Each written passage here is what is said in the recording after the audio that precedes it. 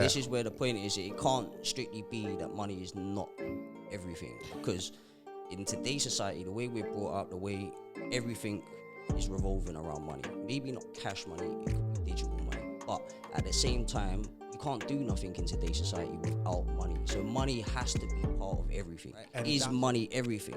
This is the key, right? Yes. Because then yes and no. Money is the key. Is one of the most important things you can have in society. You know, like I didn't realize that until now. Yeah.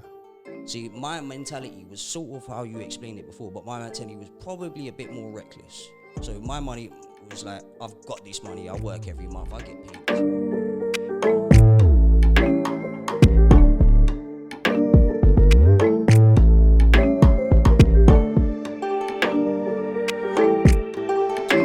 Now, I tell people all the time.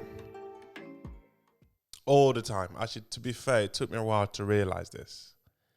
I used to be under the assumption that money isn't everything. I used to be like, no, you don't need money. Money isn't everything. But then I realized it's true. Money isn't everything. But money allows you to enjoy those things that we hold dear to our heart. Okay, I agree with that to a point. I say this. To have a good time, you don't need money. You and your boys can come here, just chill, go back in memory lane. But you need to feed the boys, or the boys need to feed. You need to get there. This is where the point is. It can't strictly be that money is not everything, because in today's society, the way we're brought up, the way everything is revolving around money. Maybe not cash money, it could be digital money. But at the same time, you can't do nothing in today's society without money. So money has to be part of everything. And that's why I say, yeah, money is the passport to allow you to have a good time. Yes. So if we say, okay, where are we going to go? We need to go to the fanfare, right? We can walk to the fanfare, fair enough. You know, there's nothing wrong with that. And in some cases, you can have a good time. If you've got no money, or you could bring a whole family to a fanfare that don't have a single penny. They could walk around and watch other people having fun, and that's their fun. But that's where it becomes interesting. As a father, that will be torture to the kids. I suppose. Let's go to the fanfare. So what we're going to do is just going to watch everyone, yeah? You're not allowed to have anything. All right. Now, that is torture. Daddy, I should know. I told you there's no money. But then it brings you back to the point, right? Is money everything? This is the key, right? Yes. Because then yes and no. Money is the key. Is one of the most important things you can have in society. You know, like I didn't realize that until now. Yeah. See, my mentality was sort of how you explained it before, but my mentality was probably a bit more reckless. So my money was like, I've got this money, I work every month, I get paid this amount of money per month. Why not have fun with it? Yes. 10 years down the line, I regret all of them choices. But that is because as youngsters, even some adults, we are not taught or understand how money works. Exactly. I think there's, to a degree, you can have your money, you can have your fun, but you need to proportion it. So saying like, if you go to work and every month you're getting 1,800, yeah, how much of that 1,800 is actually going towards you spending on your bills? It depends. Let's say probably 20%. All right, so you're left over with quite a lot. No, sorry. Let's say you left over with 20% after everything's gone. You left. Then 20%. you're gonna need to feed yourself, whatnot. So by the time your expenditure for just getting you through the month is, you still got a little bit of a surplus. Now most people will go in and have fun with that surplus money. They don't save that money. If you go and check the statistics, the amount of people that actually have a savings is really, really poor. Yeah, it's shocking, especially in the UK. But that's because the system is built. The system is built on credit. Yeah. So the idea is like, okay, if you're earning 1,800, your expenditure, let's just say it, is about 800 per month. Yep. You have a decent amount of money left over. Now, say you still want to have your fun, right? And with the rest of that money, you go and do whatever you want to do. That's all good. But with a portion of that money that you're using for fun, why not pull it out, put it somewhere else? Now, this thing is, cash is worthless. People who haven't realized that by now need to start realizing cash is worthless. There's no point you keeping money in a bank. You ain't getting nothing from the bank for that. There's no point you keeping loads of money in cash. Cash is technically not getting you anything. You can't walk into any business with £10,000 in cash and buy something unquestioned. Not these days. No. So cash is no point. If you have any abundance of money sitting around, and it doesn't even matter if it's 20, 30, 50 pounds and upwards. If it's in the spare pile of cash, you should be putting some of that to the side. I'm not saying don't have fun. Keep going and living your life and all of that, but be a bit more proportionate. So in my example, I used to get my 1,800 per month. It would be gone by the end of the month. End of the month, well, sometimes within 2 weeks for me. Yeah. Even like me, I'd be chasing the last week. And, you know, like... Borrow me £10. It got to Borrow a me a point, 20. you know, like where I started... And I've always thought about it in my head, but this is where it goes to society. Is not brought me up to be like, right, we can do things, you know? Like, only in the last, 3-4 years did I really start saying to myself, man, this money doesn't go far enough. And having this fun, it's all good and that, but by the end of the month, where am I? I'm questioning, why did I do all of that stuff? So it's all good is saying that we want to have fun, we want to do these things, we want to do that, yes. But then by the end of the month, are you not always complaining that you're broke? Always. So have your fun, but proportion it. And then pull some of that free cash and do something with it. Because at the end of the day, you're only spending it on cigarettes, a bottle of wine, a bottle of alcohol, you know, something silly down the line, yeah, that is just going to be consumed and gone. It's not going to go anywhere. Now, if you had put that 10, 20, 30, 50 pounds into some investment purposes, a year down the line, you could have bought yourself 20 bottles of wine. But see, that's where the problem comes in. Because as they say, you're only a product of your environment. We are not taught that. Like This is, yeah. When we went to school together. What is financial what? Well, financial advice, I mean, we what go back to when me and you was in school, we didn't even have teachers. I mean, I could tell you, honestly, I spent 6 months in a class with a different person standing at the front of the screen every single day asking us, where was you on your last bit of textbook? So if we're going to talk about that, I think, yeah, I mean, unfortunately for us, we missed that boat. And the kids now are still missing that boat because the financial education in school is not that great. The good thing about it is there's a lot of advisors out there. There's a lot of people doing YouTube channels, posting about it, and there's a lot of apps that are popping up now, yeah, where when me and you were early 18s, 19s, 20s, you would never have an opportunity just to sign up to something and be able to trade. It weren't as simplistic as that. And then even on the financial side of it, when you speak to somebody who's a professional and they're going to tell you about trading, they're going to come with all these complex strategies and complex talks. They put you off. They deter you rather than get your interest in investing. Investing, anybody can invest, and you can invest from really, really small amounts. It's just saying, how much money do I earn? How much money has to go on my expenditures? And what am I left over with? What's your rule on that? How much you put away? Because I don't know if you read have you read The Richest Man in Babylon? Do you know what? That is a book that I am Amazing literally book. looking to. Yeah. One of the simplest ever written book on financial. Anyone can get it. I'll be honest, I haven't read the book, but I've heard a lot about it. Read it. So if you don't read in the next week, I'm gonna buy it for you and send it to you. I mean, I'll be honest with you. The communities that I roll in or follow, should I say, they talk about this book a lot. It's like religion to them. Literally. And you'll find that in a lot of financial institutions that people will talk about these books that are being a bit more straight up with you. You know, be like, go and read this, go and learn how to do this, go and learn some of this, learn some of that.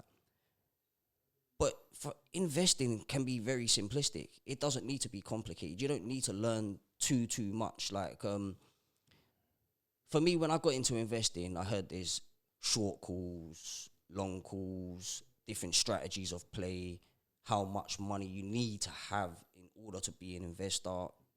None of that turned out to be true. See, what I find is that you just need a strategy, right? So the strategy is going to be are you investing for your long-term or your short-term purposes? Once you know that, then it's easier to build the rest. Let's go back a second. What got you onto investment in the first place? So you realized... Do you know what? It's always been in my head, but... What triggered? Because I'm trying to think... Because as you said, investment to a certain extent is a foreign word to a lot of young people growing up. Like, it was foreign to me as well. What investment? I need to make at least £1,000. But as you said, you don't need that much. So what triggered you to look into investment? Okay, so they maybe can start going through that way. I started how every ordinary person started. I needed money. Simple as that. I weren't earning enough. I was spending too much money, and I wanted to. I didn't want to change my living.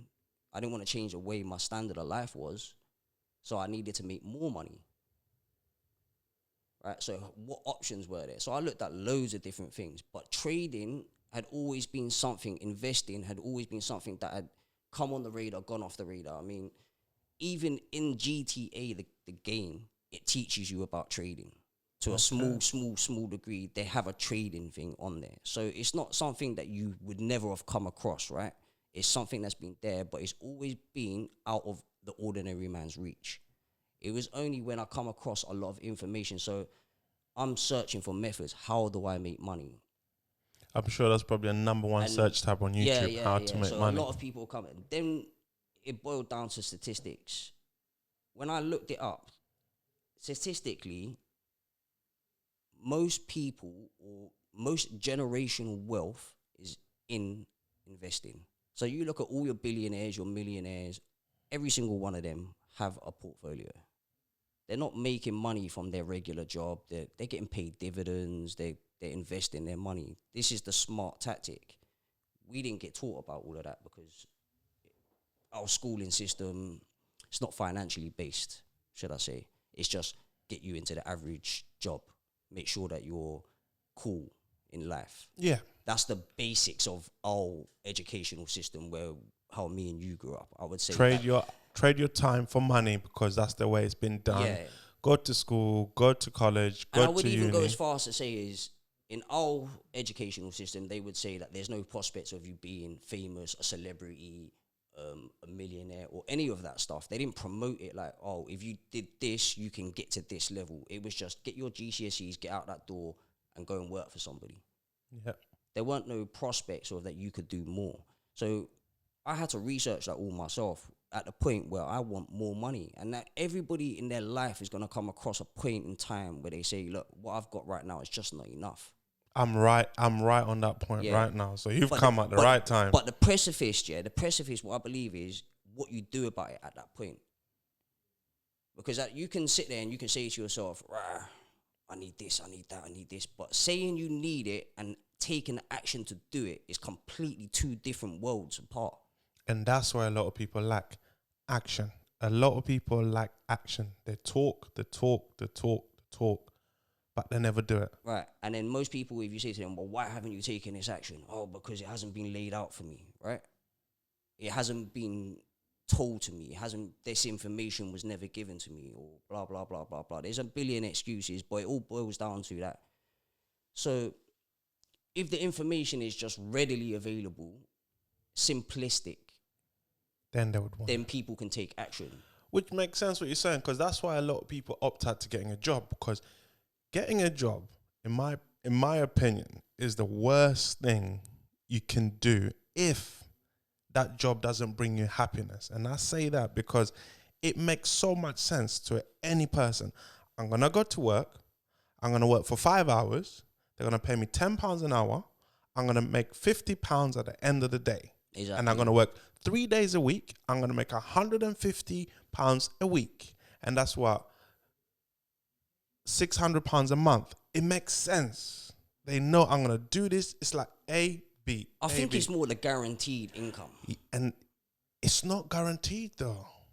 I have seen a lot of good, hard-working people when I used to work for different companies where it just took a change of management, and management didn't like that person for whatever reason, or I they agree with wanted to you. replace them with someone they like, I or think someone that a friend. recently, I mean, a situation similar to that recently happened with me at my workplace. So this is why I say that. I mean, you have to have other things out there. You can't rely on other people for your income. That's really bad situation, and we've all been comfortable with that for so long in our lives that hearing that, oh my gosh, you could put £50 and turn £50 into this, or you could put £100 and turn £100 into that. It seems almost unbelievable. I mean, when I first came across trading, and then I start telling people, listen, trading is the way forward, yeah? Everybody should be investing. I'm not talking about daily trades, yeah, because there's many different ways of trading. But there's trading that is gambling, and then there's investing.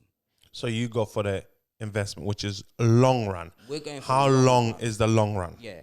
So if you're putting an affordable portion of your money into a decent company, Actually, first of sorry to interrupt. Let me take you back. What is the minimum to I can invest, start with? listen, man, you can start with £20. I can start with £20. You could start with £20. This is what I feel a lot of people don't realize. Okay, so if I put £20 on investment and I make 100%, I make £40. Mm-hmm. Right? If I make £1,000, I make 100%, I make £2,000. Your return is going to be as big as your investment, but it can be bigger. So say now you're somebody with not a lot of cash freely available, but you want to make money in the long run. You've got age on your side. Age is going to be a big factor in how much money you can make going down the line, because you still need to go to work. You still need to have that income for you to invest in the first place, right? So your life doesn't need to change in the initial beginning. All you need to do is have a little bit of money to slowly build up that portfolio. Now, what you do is, for me, how I started with 300 quid. I dumped £300 in, and from there, I literally analysed a few companies. And I'm talking about good companies. I'm not talking about Let's companies. take you back again, because you speaking as a professional. Even though you don't claim to be a professional, you are an everyday person who just figured out a way to make money the long run and enjoy your life. When you say research a company, what are they looking for? What does that look like? What's the first thing they do? Because someone will think, yeah, Coca-Cola, Tesla, Google, Apple. Okay, yeah, no. See, this is where it gets a bit more in depth. So, for a beginner, you want to find a solid company, something that still has growth, but is not going to go bankrupt within the next 10 years. How do you know that? As a beginner, how do I know this company? So what am I looking for? You're looking for something like an Amazon. Okay, so like an Amazon, you don't need to be... But then I'm going to tell you that Amazon is not going to let me in for £20. Yes, it is. So I can buy stocks, £20. The thing is, you can... There's what you call fractional shares now. So this is where these apps have literally simplified everything. So you can join an app, put £50 in this application, and you can buy from as little as £10. Now, most people I've spoken to say, I don't want to invest because I want to make 500 turn into 10 million. That's the mind we think of when we think of investment. And then I say to them, well, show me the magic lamp and let me rub the genie out of there and ask him for a wish, because you're just in fantasy land. Nobody's going to turn £100 into 10 million. I mean, it could possibly happen. There's no rule that says nothing can happen. It's not realistic enough. But it's not realistic. When you play, you're going to look at statistics. And that'll be gambling. And that will be gambling. See, investing is the idea that you're following a company structure. So in the long run, this company has been growing and will continue to grow at a steady rate. It doesn't need to be 30, 40%. It could be 10% a year. That's 10% growth a year. That's huge. And you can look historically, right? For the last 100 years, go back, the markets have only ever gone up with a few exceptions. So keeping your money in a bank, what does that do for you? You don't get no interest.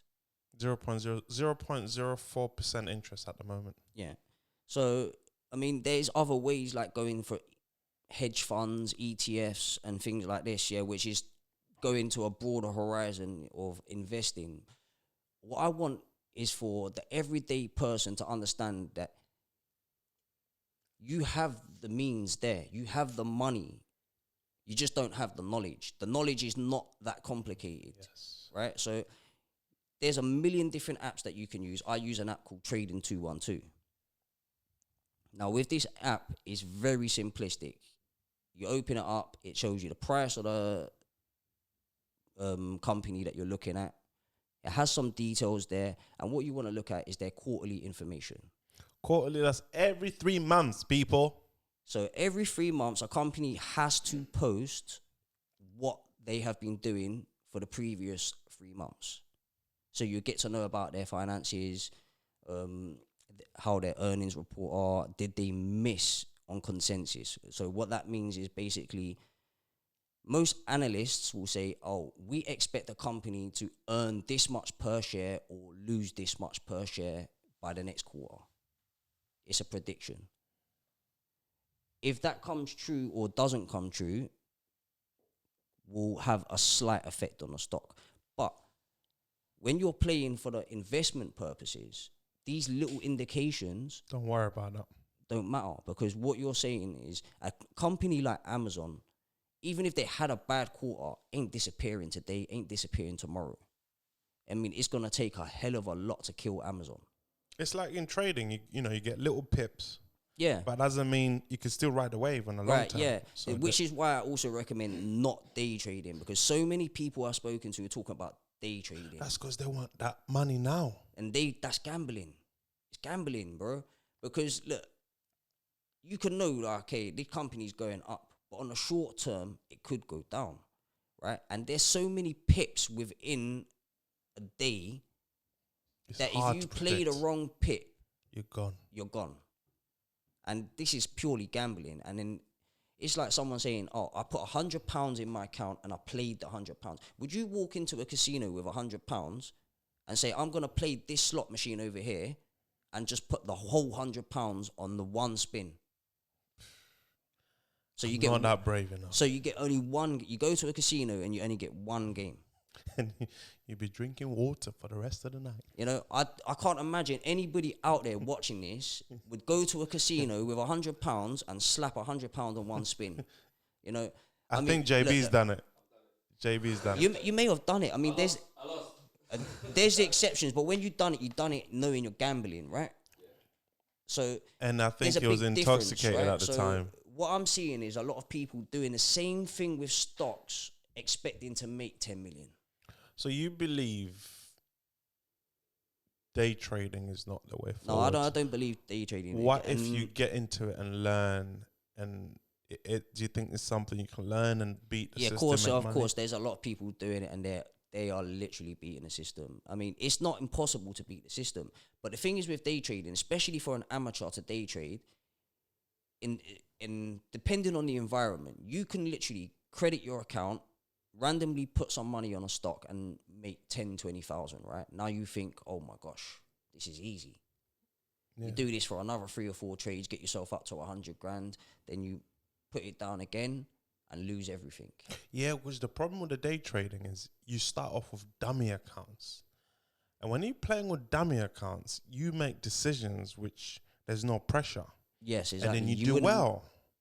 And then now when you put in that £500 that took you 4 months to save. Ooh.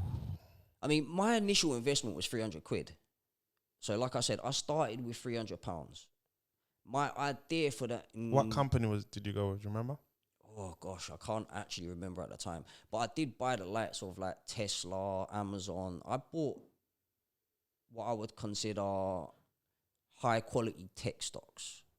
Okay. Technology ain't going anywhere, so that's a safe bet. So, you know, my idea when I put the £300 was, listen, this £300 is not going to make me some crazy ass money. What I need to do is look after this £300. Wait until I get my next lot of money So the next time I work for my month, I get paid, see what I have spare, and then I'll top up. And I just do this. But I don't just recklessly top up. What I do is I always try to find the price at a lower price than I previously paid for it, or somewhere around about there.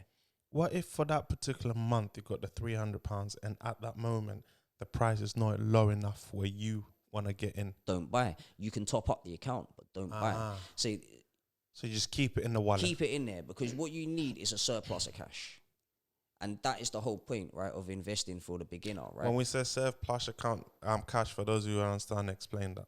So, I mean, you want a pile of cash that is sitting there that is readily available for you to purchase on a stock at any given time. It's just free cash. It's not cash that's tied up to anything.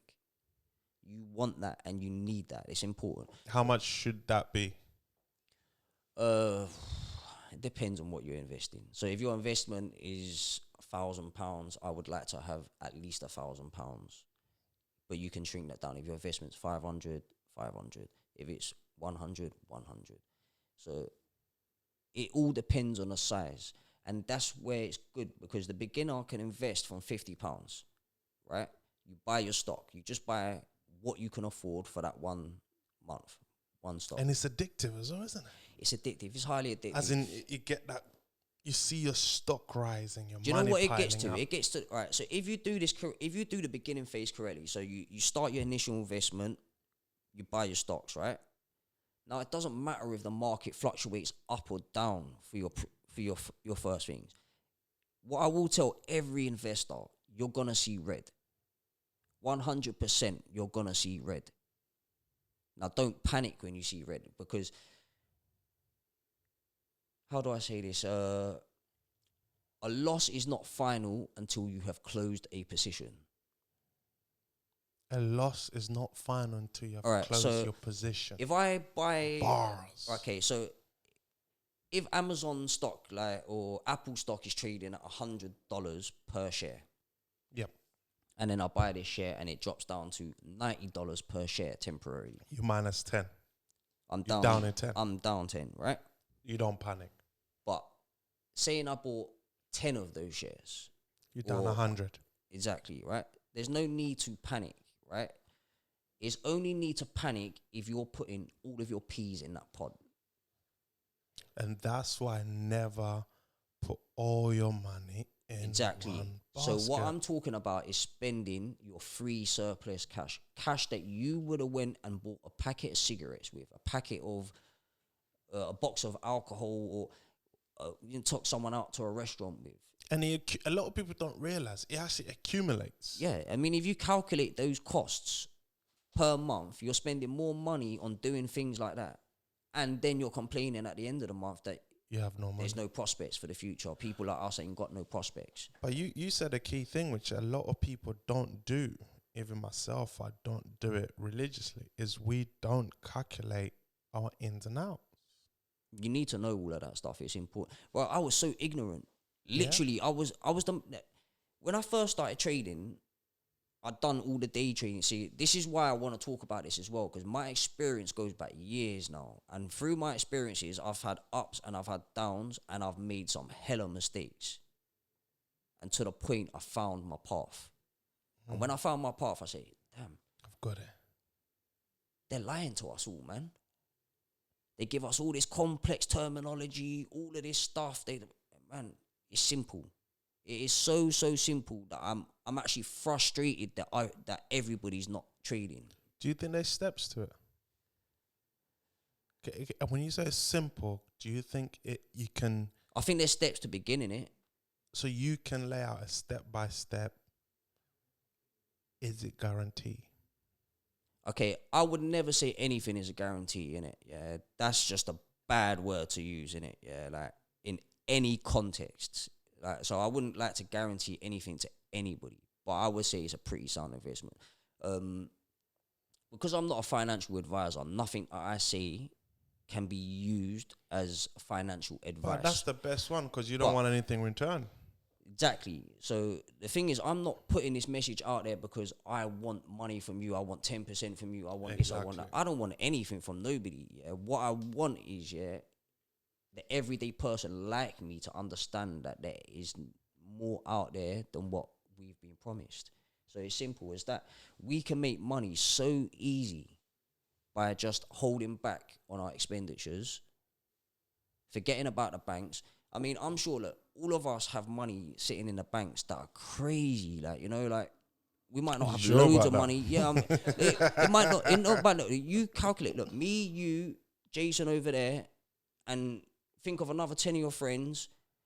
All our money is sitting in the bank. It doesn't matter how much we personally have, but all our money is tied to the financial institutions. And the thing I don't like about that is this. Here's how the bank, they'll do what they're doing. So they got your money. They got £10 of your money. And I go to them and say, can you please borrow me that £10? Yes, Mr. Carr, we'll give you the £10, but we want for you to give us £12.50 back. £2.50 interest, fine. I'm happy.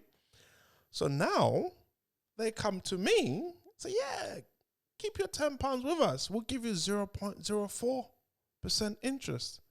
So they're actually stealing out, they're holding my money to lend to you for a higher interest. Yeah. And they're not looking after me in return. Exactly. And yet still we keep our money in those banks. And then you've got to think about it like this. The banks themselves, they're all in crisis.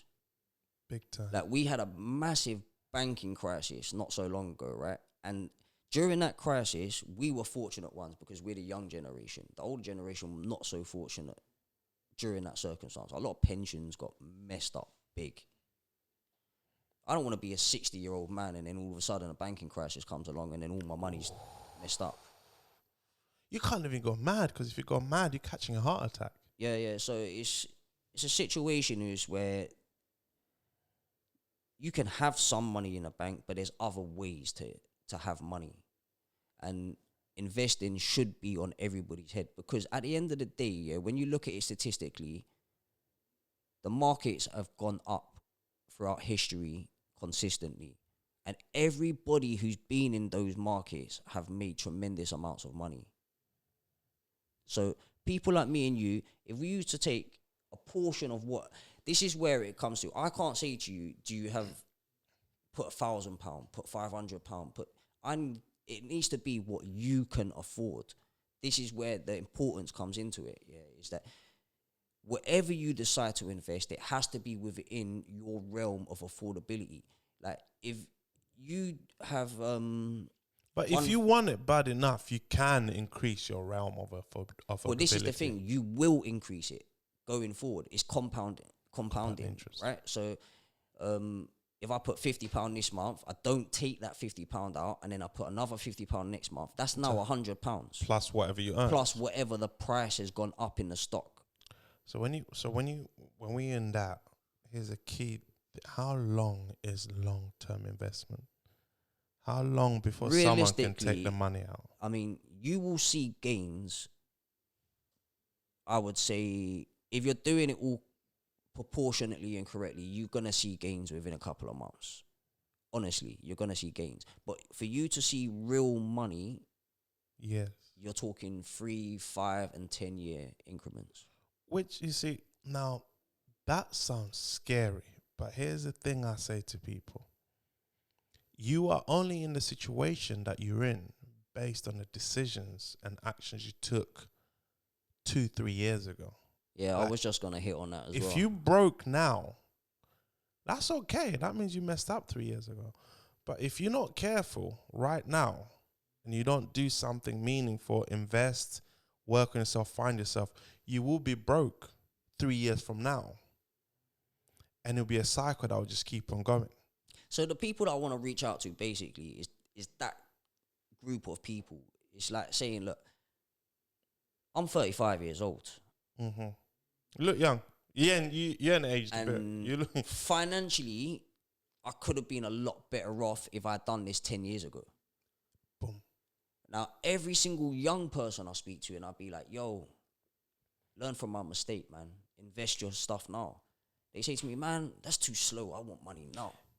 That's exactly where the problem is. Which we were once that age. We were once that age, but Francis, what have we learned, bro? Like, nothing. Listen, unless you really gonna kick off and do something, yeah, which is still gonna take you time, effort, and energy, which it's the same sort of principle involved. Unless that's handed to you, you're gonna be in the same position 3 years from now. Most average people. I'm not saying, like... No, it's true. But I don't want to sit there and say that, people ain't trying, people ain't making... Of course, that's happening. But they're what trying I'm trying to say way, is most people. the average Joe, is just not doing nothing different. So what difference does it make, if you take £50 a month and stick it in this stock, and wait 3 years? Because at the end of the day, is your life changing from now to the next 3 years? And you won't miss that £50. No, you won't miss that. What did you buy with it? A bottle of wine, a packet of cigarettes, a drawer, this or that. Like if you're a smoker, you could cut out a couple of cigarettes from your packets per day. By the end of the week, that's one cigarette packet less that could have went somewhere towards something beneficial. Yeah, it's not a lot that you're asking someone to sacrifice. It's a big difference when you say to somebody, you can do this, but you have to go and do this, and that. And then people are like, well, hell no, man. That's just impossible. Do you get what I'm saying?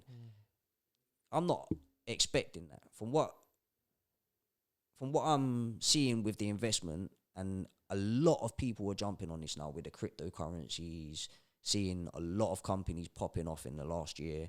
I mean, we've been in a pandemic and the market has been the best it's ever been. Crazy, right? Like, people got money.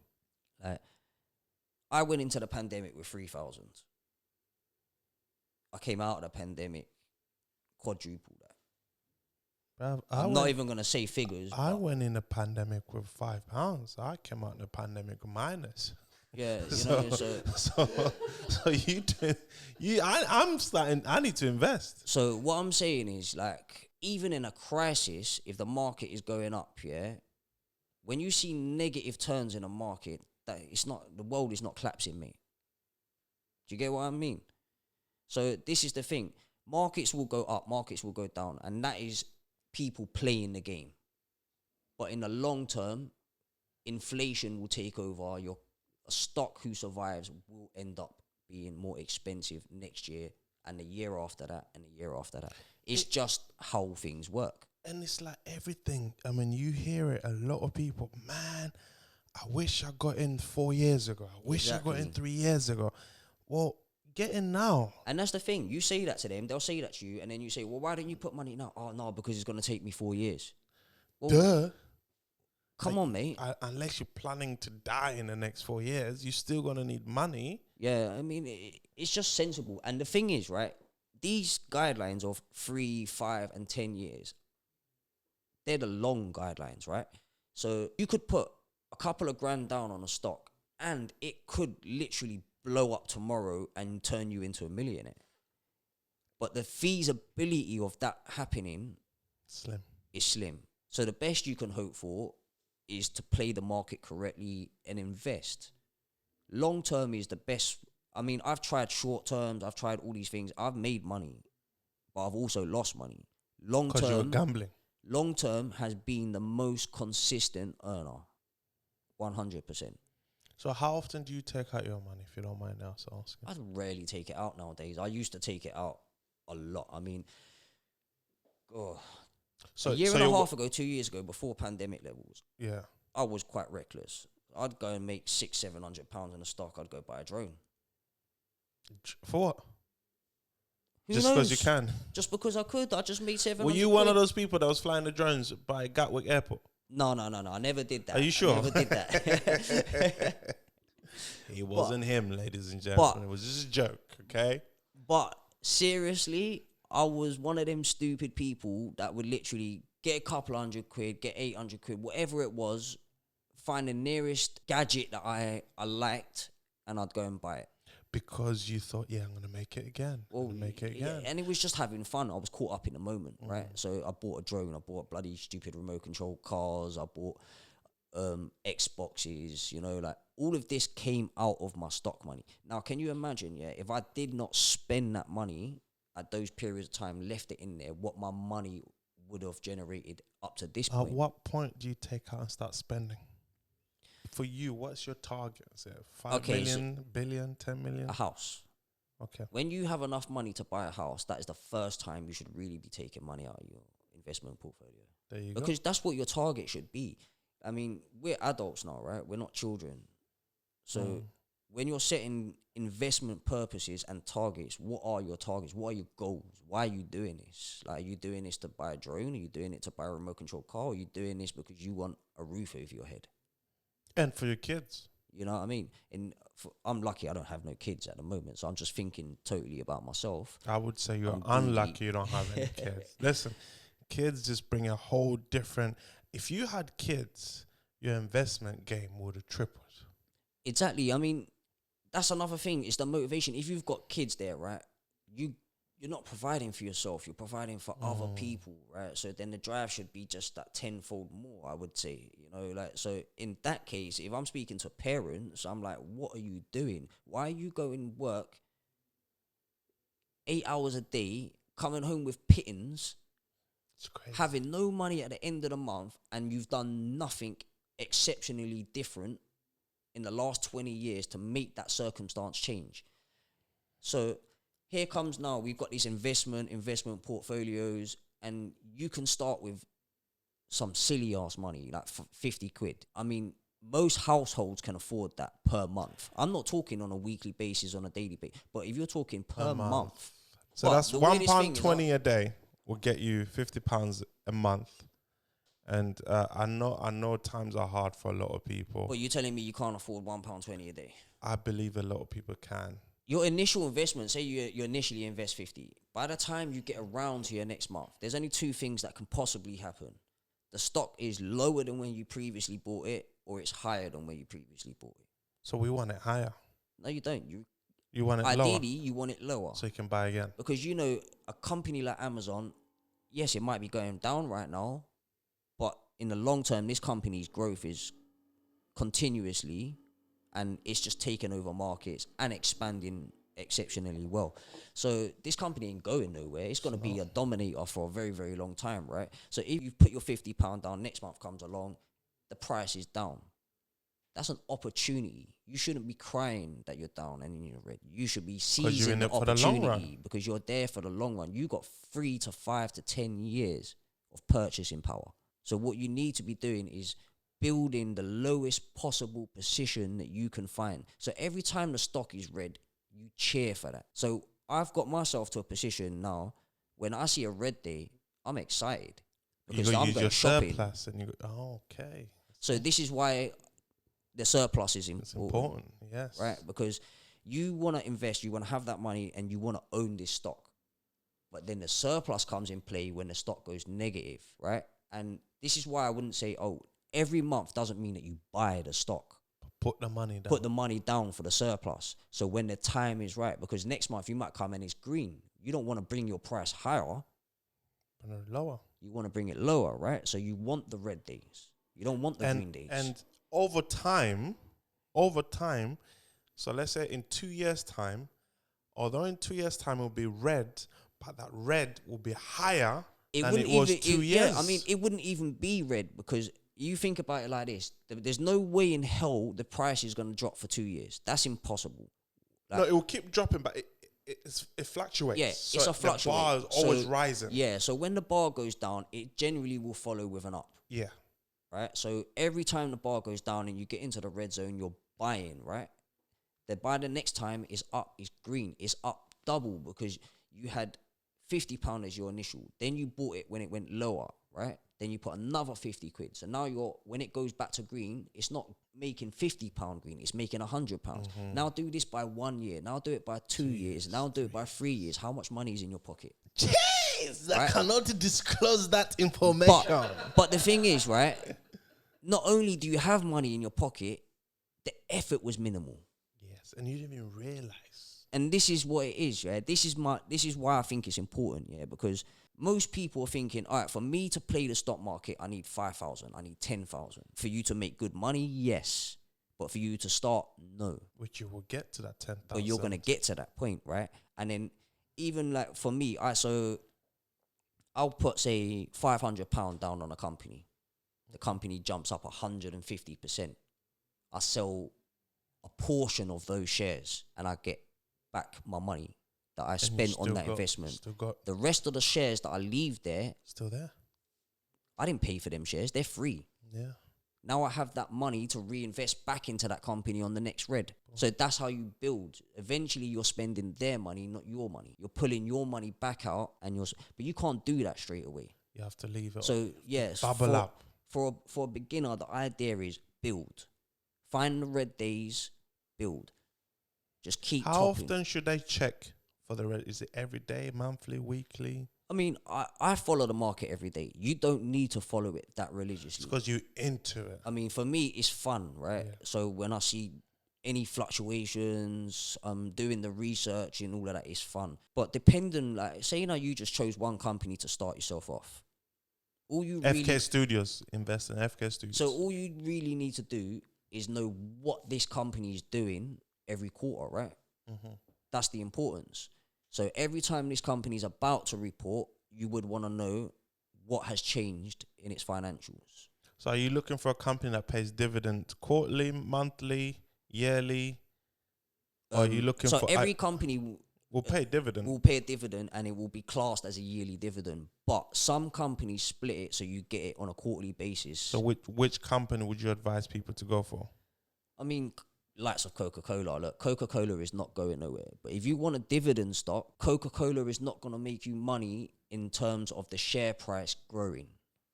Coca-Cola's pretty much done the bulk of its growth. Just sustainability So I mean, now. for us, like, Coca-Cola's a household name, but it's a generational stock. Yeah, you go back, it was a stock that made our grandparents rich. It's not a stock that's gonna generally make you rich. But if you wanted to earn a wage off of a Coca-Cola, if you invested £40,000 right now in Coca-Cola, it would pay you £1,000 per month. Guys, I'm looking for 40 friends who's got 1,000. Give it to me. Now, bear in mind, my figures are slightly. I'm estimating this. By the time this was recorded, invest £40,000 in Coca-Cola, you get £1,000 a month. That's dividend. And that means in 40 months... Oh, sorry. I mean every quarter. Every quarter. Month. Every quarter. Okay. That's still a lot of money. Every 3 months, you're getting 1,000. So that's it works out like 4.87% dividend payout. More money than you had. You know, and then you're building this up over a multiple companies that are paying dividends. But then you're playing... But you see what you just said right there, and that's what scares a lot of people. They hear you get paid £1,000 every 3 months, then they hear you need £40,000 to invest. That's when they say, "Oh, it's not for me," and that's when they go back to work. I'm gonna save up that 40 grand, but without realizing they're not actually saving up. Yeah, but what's also important is what you said. Start off with £50. This is what I'm saying. Yeah, I could talk to somebody and I'd be like, "Listen, are you ever gonna invest?" They'll be like, "Yeah, I'm just waiting till I get to this £5,000 so I can put it down." Yeah, then 10 years down the line, when guy's at 4,800, mate, he still ain't got there. You know, like. But if you took that £1.20 a day, £50 a month, thanks to JB, and then put that in, and then thought about that 3 years down the line, you're not in such a complicated position. You're not. Like, I'm not saying that by investing these amounts you're gonna be a millionaire, but you're gonna be a hell of a lot better off than you are now. This is true. Ladies and gentlemen, there's 4 ways to do this, right? 1, you need to get a job. So stage 1, income. Stage 2, save. Save a proportion of your income. Either be 10%, 20%, 30%, whatever you can afford. Stage 3, which is crucial, investment. Invest your money. Allow your money to grow. And stage 4, which is more important for me than most people give it credit for, is simplification. What simplification simply means, if you can't afford that thing, do not buy it to show off. Live within your means. If you can afford to buy that thing that costs more than what you need it to be, take that money, invest it in a company. It is crucial that you invest in what you are doing. We're here with Tony. He calls himself a regular guy who just wants us to have the information.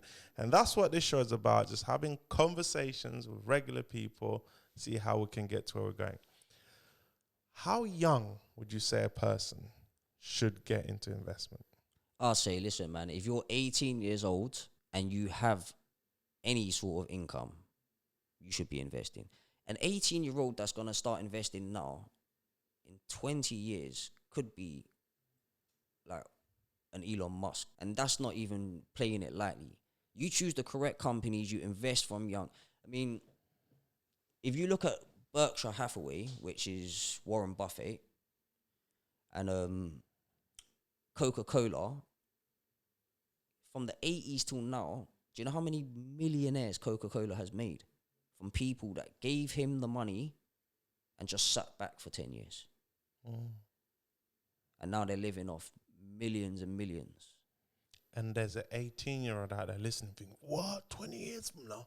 That's a long time. Listen, 20 years from when And if you're 18, I would say you could make it in 10 years from now, man. I mean, you got a lot of youth, you got a lot of energy, you know.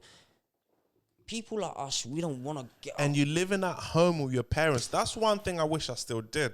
I still wish I was at home with my mum, because if you're at home with your parents, like a lot of people in this country, it's like, oh, how could you still be at home with your mum and dad? Listen, if you're at home with your parents, do you have any idea how much money you're saving? Yeah, I mean, look, I remember my mum, actually, funny, speaking of parents, I tried to convince my mum for ages that investing is a good way to go forward.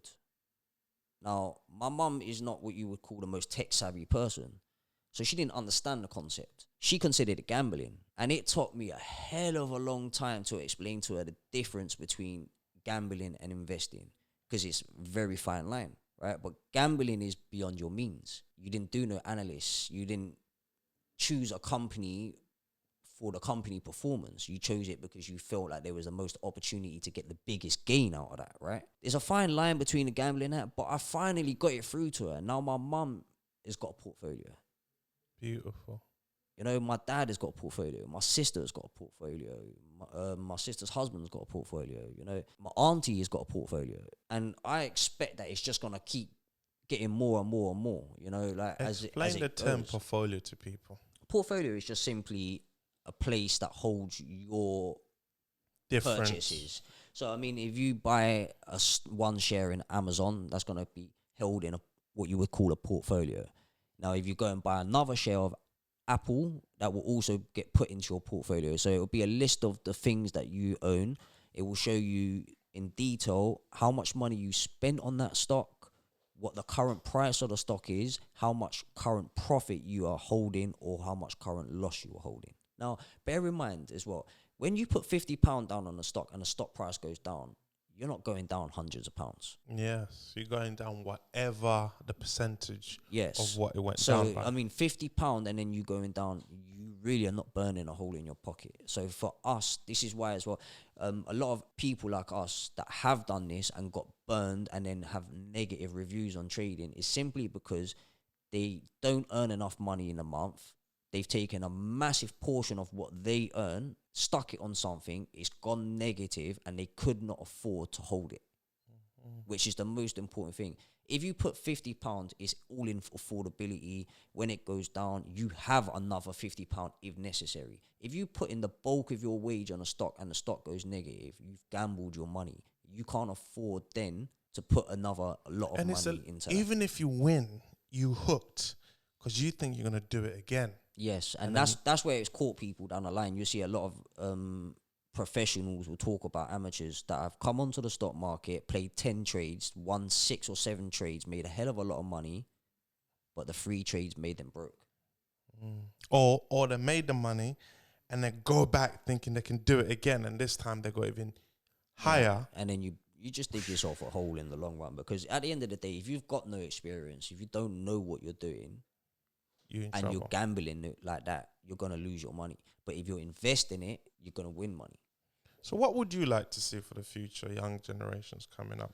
I'd like to see people do a bit more of this kind of stuff, like be a bit more financially aware. Because at the end of the day, when we were young, I was ignorant to it. I'm sure a lot of other people were ignorant to it. And when I taught to younger generations of people, the responses that I get, sometimes I'm gobsmacked, yeah, because I'm like, right, was I like this when I was your age? Probably worse. So I mean, we were worse. Yeah. The message that I'm getting across is, look, man, today you don't need to grind.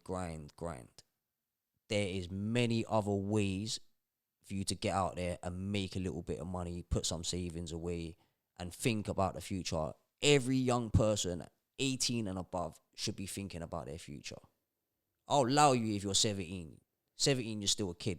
Do what you're doing. The moment you hit 18, you need to be thinking about that future. And I didn't do that, and I regret it now. I wish I had. If I did it back then, I would be sitting in a nice house with a garden, all of this kind of stuff now. Whatever I had now could have been tenfold. But the beauty of it is you realize that it's not too late. And what's so special about what you doing is you want everyone out there to be in a position. Because there's two ways to learn. You either learn from your own mistakes or you learn from the mistakes of others. This is what I want to do. So eventually I want to get to a point where I also create a source, maybe a YouTube channel or something like this down the line, where I will be posting about my trades, why I make those trades, how long those trades are meant to be for, why I chose them, if they're long or they're short, because I have a bit more trading experience. So as much as I do most of my trading through long-term investments, there are occasions when I will play short, and that will just be on, say, like Brexit news. That's a situation that's not gonna play out against you. I would say it's not a 10-year investment plan, right? This is a situation you're gonna play on the news. So an opportunity presented itself, and although it's the short-term trade, it's the long-term for that trade. Yeah, I mean, if you think about playing a short-term trade and then playing a Brexit trade on the news, the statistics were more in your favor then, right? So it's okay to play a short-term trade when a short-term trade is showing the statistics in your favor. Mm-hmm. So when you're starting to see that and the ball is rolling in your court, okay, then, but you need a bit more experience for that. For now, I think most people should start off with a solid long-term plan. Start putting little bits of money away, slowly build that. After a few more months of doing that, you will actually see a return. Let's say you're going to write a letter to yourself 10 years from now, in the future. What two key information would you put in that letter? I'll say stop spending all your money and go and buy this stock. But you already stopped spending your money. You don't spend that much money. 10 years from now? Yeah, from now. Oh, I thought you was talking about my past. In the future. 10 years from now. Oh, gosh. I had to change it up for you. Ooh. 10 years from now. What would I say to myself? Maybe you, if you're listening in a car, if you're driving, the roof down, aircon is on, you can also think, what would you, two pieces of information? Do you know what? 10 years from now, I'm hoping I'm telling myself congratulations. I lied. That's what I want to be telling myself. I don't want to be telling myself, you should have done this, you should have done that. What I want to be saying is, well done, congratulations, you got to your goal. That's what I want to be doing in 10 years. If anyone's saying 10 years from now, I want to be correcting this or want to be correcting that, man, your thought process is wrong straight away. And as we said, what you do now is going to count for that period of time, right? So literally, I mean, if you look at farmers are the most realistic people, I think, are within any given generation. A farmer goes out there and plant the tiniest of seed, not expecting it to get it today or tomorrow. He's getting it next season. And then even in that, he plants that seed. He plants how many seeds. There you go. He knows his yield. He knows what he's getting. He knows what he's going to sell that for. There you go. And if anything messes up, they always say, we didn't do something right season before. So I guess we should become farmers. Not like go out there and own a tractor and that. Just plant our seeds. I think what you're saying today is so powerful, and I just want to add on to people, start planning long term, because we think short term, because we are constantly in survival mode. Yeah. Because we're so far behind, we're trying to catch up and we start gambling. You know, someone calls, hey, there's this move, you can make £500 in 2 days. No, stay away from that move. It's funny, right? Because I'm sure you can say you probably could agree with this. Every single person I've ever come across that had a shortcut didn't lead them to any shortcut. By the end of the time they took that shortcut, they were in a worse position than when they took it in the first place. Yes. So all of these shortcuts that say, oh, I can do this though and get this, it doesn't work. You know what? You have to think for this. There's this very famous saying that everyone knows and a lot of people hate. And the poor people, they hate this saying. They always say, it's not fair while the rich get richer and the poor get poor. There's a reason to that. I think it's the poor people's fault. And that It sounds is. ignorant on my It behalf. is. But I come from that poor side of the I generation, agree with right? you. And I agree with like you. I say, I think it's our own fault, because we can say that it's not our fault in the terms of our educational and all of that, right? It's not our fault that these people didn't give us the correct information, but it's our fault that we also didn't seek the correct information at a certain point in our lives. Because the rich get richer through what you've been talking about the whole time, investment. When you invest your money, in the long term, your money will make money for you, especially if you've got a different, diverse of portfolio. Yeah. Where the poor people now, I'm one of the poor people, what we do is we trade our most valid commodity, which is time, Yes. to make money. And you are limited to how much, even if I get a job where they pay me £100 a day and I'm working 5 days a week, right? How many hours will you be devoting to I'm it? limited to a block amount of money I'm going to make. Yeah. But whereas if I invest, it's limitless. That's the thing, right? So people don't realize that. So you can go and work, and that's all good. You're gonna get paid this thing, but it's fixed. It's fixed. It's fixed. Where's the prospects, right? You want to be a rich person. You want to do this. You want to do that. You want to go on holidays. You need to think outside the box. What is the and the thing is, right? One of the easiest methods for thinking outside the box is to invest, because you could be a Hollywood actor, right? And you could be earning millions per movie. At the end of the day, when you stop making your movies, how do they stay rich? They got investment because money's making money for them. Right. The only difference between a Hollywood investor and I would say me and you investor is that the amount we can put on that stock, right? So some of my positions that I hold in companies, I've bought at better rates than some of the best world traders known. I've seen their rates and I've seen my rates. I've bought positions at better times than some of the best traders in the world. Doesn't make I'm going to make more money than them, because they have more money on that stock, right? So it's all win, but it's what they can afford. If they earn 100 million, they can put 50 million on a stock. But it doesn't mean you can't do the same with £50. No, exactly. We can do the same thing. We can just do it on a lesser scale, right? But eventually, you will get to that scale. And this is where time, you say, oh, well, how young do you need to be to invest? Well, ideally 18, because if you do it at 18 years old, and then by the time you're 25 years old, Jesus, I don't know how much money you might have. So more money than you have now. yeah, and then once you get up to like, okay, so you put 50, you turn it into 10 grand. That 10 grand going forward is a lot easier Compound interest, people. than when you did 50 to 10. Yep. Do you understand? It's compounding. So once you start compounding, it just becomes more simplistic. And you have to understand, I think you simplified it. Even a lot of people think it's scary. It's not scary. Where can the people find you if they want to?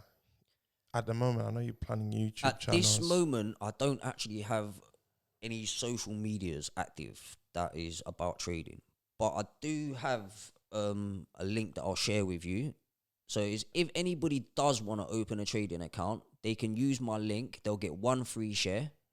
Okay. I'll also get one free share out of that, just so you all know. But I'll share this link with you, and then you can share it with the group. Yes. So if anyone signs up to Trading 212 and they use my link, they will get one free share given to them. The share will be valued up to £100. So it doesn't necessarily mean you get a £100 share, but you can get a share up to £100. You can get £50 now, share. you don't necessarily need to keep this share. You can get this share, wait a day or two, sell that share, take the money. But I'd advise you To keep it. just to leave it there. Check the company that they're giving you, whatnot. It's a free share. Do you choose the company or they just give it to you? No, they just give you it. So it's better than nothing. But they do analyze the companies there. They didn't just hand out any old piece of rubbish. So you will get something within proportion. Now, on top of that, it's not something that you need to worry about because there's only one free share. The bulk of that is going to be what you're doing with your investments, right? Building your portfolio. So just topping up every month, not necessarily having to buy every month, but waiting for the prime opportune times to get go in the into red. that stock. So like I said, if you buy a stock, whatever the stock that you initially bought that stock at, you do not want to keep purchasing it higher for a period of time. Obviously, you're going to have to take in consideration year's inflation. So that's over a year's rate, right? But for the immediate concept, you're putting £50, a month comes past, you look at that price. Is it the same? Is it lower? Is it higher? Mm-hmm. If it's lower, put another £50. Yeah. So it's just as simple as that. Like, then it's like you say, every quarter you want to look at the information, the company reports. You want to see, is that company doing good or bad? So this is where you can get ahead of the game. When you're looking and reading the information, the quicker you're reading this information, the quicker you can make decisions on plays. So you might just be earlier than everybody else. And obviously plays and things like that, pips, trading, portfolio, dividend, those are the kind of terminology you will learn once you get into it. So please, I urge you to get into this. I honestly feel like the terminology they use in trading is so annoying. I mean, I think that puts a lot of people off trading because they have to keep something for themselves. Yeah, they'll turn around and say to you, "Oh, gonna get something. I'm gonna buy a call or I'm gonna buy a short."